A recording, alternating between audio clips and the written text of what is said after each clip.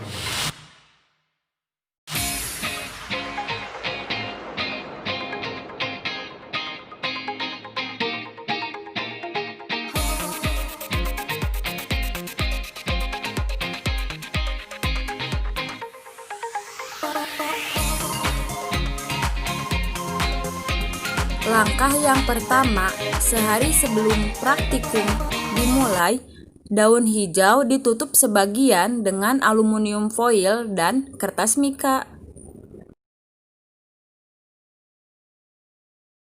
Langkah yang kedua, petik daun yang telah kita diamkan seharian dan buka bungkus aluminium foilnya, juga kertas mika.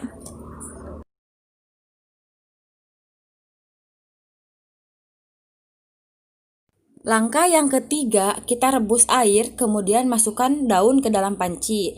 Setelah itu, rebus daun sampai matang. Lakukan hal ini pada semua daun.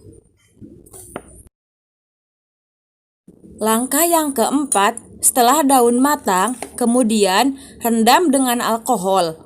Lakukan hal ini juga pada semua daun yang sudah ditutupi oleh aluminium foil dan kertas mika.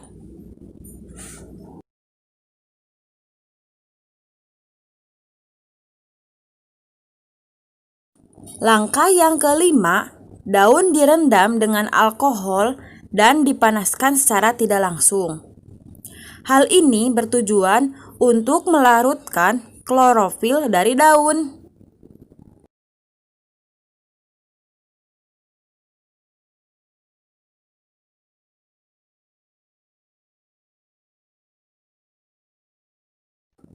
Langkah yang keenam, daun dicuci bersih dengan air supaya klorofil dan alkoholnya hilang dari daun.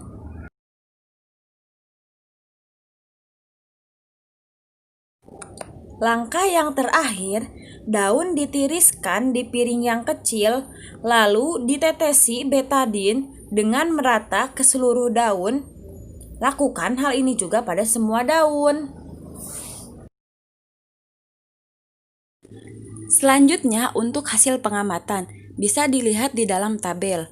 Jenis penutup yang pertama aluminium foil, daun yang ditutupi agak pucat, sedangkan daun yang tidak ditutupi coklat kegelapan.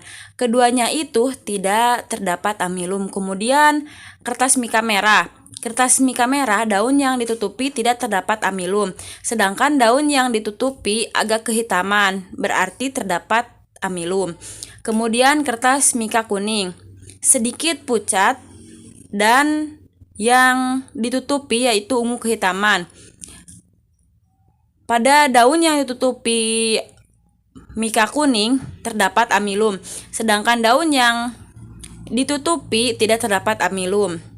Selanjutnya kertas mika hijau, daun yang ditutupi agak pucat, sedangkan daun yang tidak ditutupi ungu kehitaman.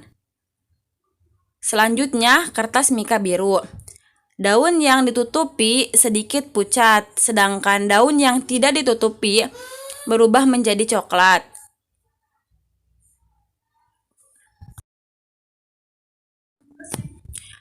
Untuk keterangan, terjadi kesalahan saat penyimpanan bahan. Daun yang ditutupi oleh kertas mika tidak ditutupi dengan rapat. Kemudian terjadi kendala pada cuaca karena hampir setiap hari hujan. Untuk pembahasan berdasarkan hasil pengamatan, didapatkan bahwa pada daun yang tidak ditutupi menunjukkan hasil yang positif, yaitu dengan adanya perubahan warna menjadi biru kehitaman atau ungu kehitaman atau juga kehitaman yang menandakan adanya amilum. Namun, hal ini tidak sesuai dengan percobaan yang dilakukan oleh Sachs, di mana semua daun yang tidak ditutupi akan menghasilkan hasil yang positif. Namun, di sini pada daun yang tidak ditutupi oleh amilum dan kertas mika biru, ini menghasilkan warna ungu kehitaman atau biru kehitaman. Sedangkan pada daun lainnya, yaitu daun yang ditutupi oleh aluminium foil kertas mika, warna menunjukkan hasil yang negatif karena tidak adanya perubahan warna ataupun ada juga berubah menjadi pucat. Hal ini tidak begitu maksimal karena pada penyimpanan itu terjadi hujan, sehingga daun yang telah dibungkus tidak begitu terkena cahaya matahari langsung.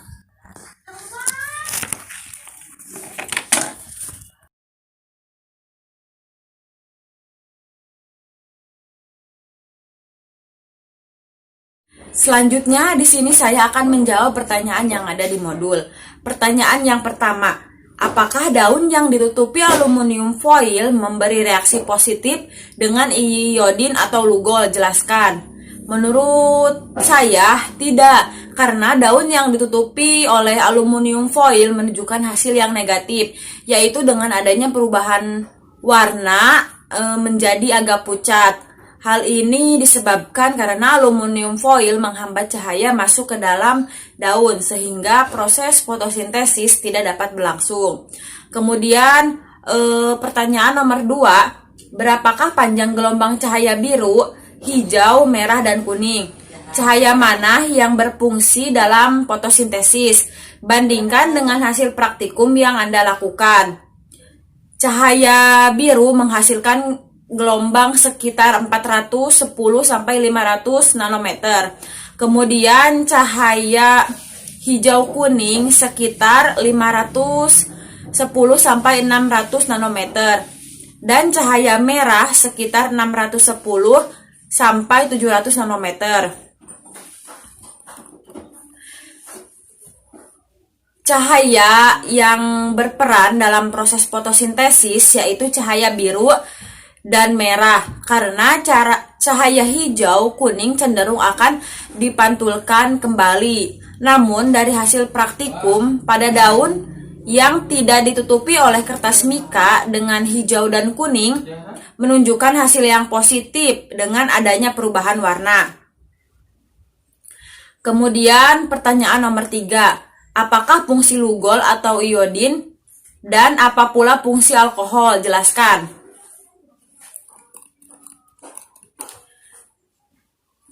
Jawaban nomor 3, fungsi iodin untuk menunjukkan adanya kandungan amilum pada daun yang diuji dengan terjadi perubahan warna.